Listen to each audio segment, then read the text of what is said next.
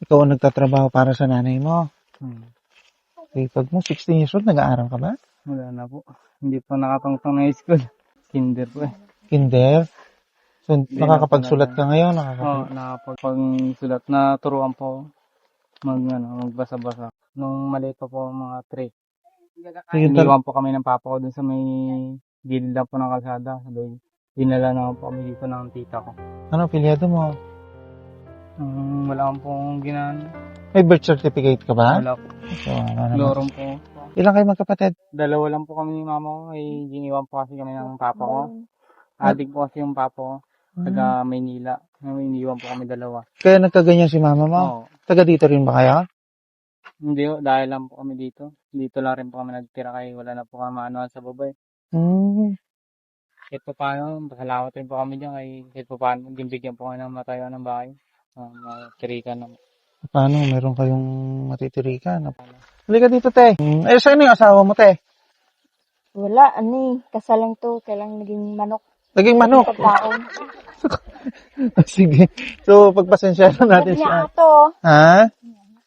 Nagkaroon kasi si Ako pa, ate wala ng akong konting sabi. problema sa pag-iisip dahil iniwan daw sila ng asawa. No? Iniwan ka ng asawa mo, ng tatay niya. Dalawa lang po kami. Kamusta ang kabuhayan niyo dito? Anong kinabubuhay niyo? Okay lang po, taga sa Masura. Namamasura kayo. Ano, inuwian pa ba kayo dito ng magulang mo, ng tatay mo? Wala na po eh. Simula pagka maliit pa po, iwan na po kami na yan. Hindi mo na nakita. Hindi ko na nakita. Anong pangalan ng tatay mo? Dave po. Dave Cruz Dizon. Malay mo, mapanood ni Kuya Dave Dizon ito. Anong masasabi mo sa tatay mo? Nandito kayo ngayon sa San Jose Occidental, Mindoro. Gusto ko lang makita ng mga kapatid ko eh. Nasa kanya po yung kapatid kong dalawa. 3 po kasi kami magkakapatid. May kapatid po dyan sa bayan, dyan po sa mayan. Doon pampo na rin po ng auntie ko. Hindi na kayo nagkikita-kita? Hindi na. Yung dalawa, matagal na po. Ano sibuya? Pero, Iwanan kami isa ng lang ang nanay nyo. Ito lang, siya lang Oo, na. Si siya nanay lang. Tapos 3 kayong magkakapatid. Hmm. Nagkaiwa-iwalay kayo ngayon. Iiwan ng tatay.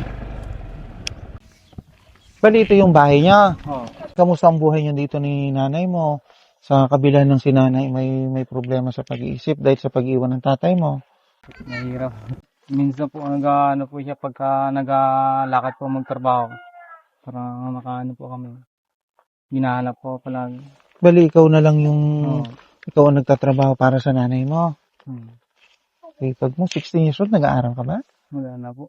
Hindi po nakatungtong na school. Pero anong grade ka nang nag-stop ka sa pag-aaral? Kinder po eh. Kinder? So, Hindi nakakapagsulat na ka ngayon? Oo, nakapagsulat na turuan po magbasa-basa kahit pa paano. Hindi ko marunong magbasa English. Okay lang yan. Importante nakakapagbasa-basa ka. Marunong ka mag-compute sa math. Opo. Ilang taong ka pa lang nang iniwan? Bata ko. May isip ka ba nung time na yan? Wala na po yun. Wala Hindi ko pa. maalala eh. 2 years old, 3 years old, mga ganun ka pa lang ano. Oo, mga Never mong nakita si papa mo mula nung iniwan na kayo ni mama mo? wala na po eh. Kahit picture. Wala na rin po. So yun si Iglot na lang yung bumubuhay sa kanyang nanay. Dahil si nanay ay nagkaroon ng problema sa pag-iisip. So nakita natin sila doon, namumulot ng basura. So pumunta tayo dito sa bahay nila. Ito yung sitwasyon nila dito. Ito yung bahay nila. Paano pag umuulan dito, bumabagyo, ganito yung bahay nyo? Medyo may tumutulo rin po konti. Sinong gumawa ng bahay mo na yan?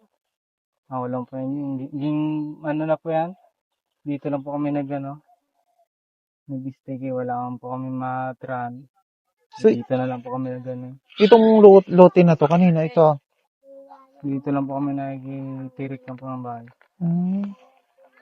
Yeah. Pero kayo, taga saan talaga kayo? Maynila yung papa ko po. Nung maliit pa po mga 3.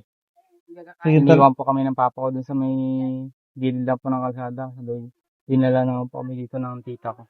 Ay, grabe. Pero si mama mo nagkaroon na ng problema ng time na yon. Yung inuwi kayo dito, o dito lang si mama mo nagkaroon na ng problema sa pag-iisip? Medyo na po siya. Medyo paiba-iba na po ang salita niya po. Nanay, anong ang pangalan mo ulit? Ligaya. Ate Ligaya. Anong apelyido mo, Ate Ligaya? Anong apelyido niya? Ligaya Bilyado Sanchez po siya. Pilyado Sanchez. Ikaw, ganun din. Ano, pilyado mo? Wala akong pong ginano. May birth certificate ka ba? Wala po. So, ano naman. Lorum po. Hirap talaga, no? Pag naghihiwalay yung magulang, ito yung nangyayari. Mga anak, naapektuhan. Si nanay, nagkaroon pa ng problema sa pag-iisip.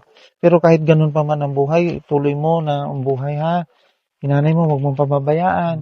Kahit may problema si nanay sa pag-iisip, alagaan mo pa rin yan, nanay mo pa rin yan. Ha? Naintindihin ko yung sitwasyon mo. Ilang taon ka na ngayon? Di size po. Si Sais. Di ba?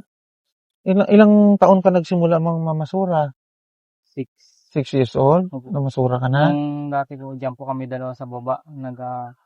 Pumulot ng lakay. Ngayon dito lang po kami nagyan. Iglot, tatanungin kita uli, ano? So, anong pangalan ng papa mo?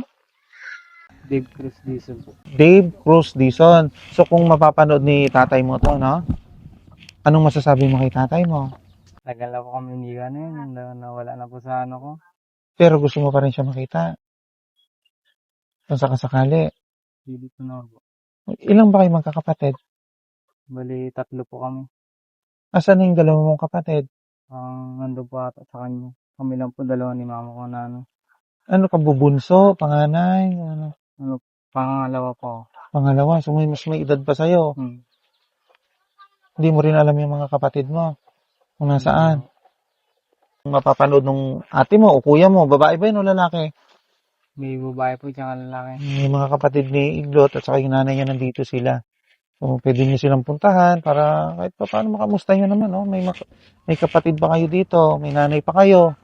Si tatay naman, yung tatay mo, si kuya, yung tatay nito, isa naman, mapanood mo rin ito, kahit pa paano makikita mo rin tong anak mo. Saka si ate, kakaawa talaga yung sitwasyon nila dito. Kaso pag umuulan to, tumutulo yan, ano? Butas, oh. Nagkakatulong, yung kapalan ko lang po ng ano. Magkano kinita mo ngayon sa pagpupulot ng basura? Wala nga po ngayon, hindi pa po kami nakabinta. May bigas pa kayo ngayon? Yun po, yung ano. Ay, yung binigay kong ikukunti lang noon. Bigyan pa rin kita, pambili mo ng bigas. Ha? Salamat po. Huwag ka na maya sa akin kay dyan, ha? Naiiyak na si Iglot, May awang Panginoon Diyos. Magdadasal na kayo lagi ni nanay mo. Ha? Kahit pa paano, dagdagan ko pa yung binigay ko sa'yo. Malaking tulong po sa akin, ano ko lang po ng ano. Anong gagawin mo dyan sa binigay kong pera? Wala po akong bigas, wala na rin po akong bigas. Tama-tama, idagdag mo na yun, ha? Pambili ng bigas. At loobin ng Diyos, no? May magbigay sa inyo, hindi man ako nangangako. Pag mayroong dumating na blessing para sa inyo, idadala ko dito, ha? Alagaan mo rin yung anak mo, ha? Marunong ka magluto? Magsaing lang po. Saing lang siya. Ikaw talaga na ang maano rito. Ng ulam po. Hindi sa kanila itong lote na ito, pinatayo lang sila. Buti na lang may magandang loob, no, na kababayan din nila na nagpatirik dito ng bahay para meron silang matayuan ng ganitong kubo. Saan mo kinuha yung plywood na yan? Hindi mo sa may basuran. Dikit-dikit ko na po. Loobin ng Panginoon Diyos na mabalikan kita ulit dito, ha? Patulungan kayo ni nanay mo. Dito kayo nagluluto. Kung mapapansin niyo po yung kanilang bubong. Yan, butas-butas. Yan yung kwarto-kwarto niya. Tinagpi-tagpi mo na lang yan para magkaroon kayo ng kwarto.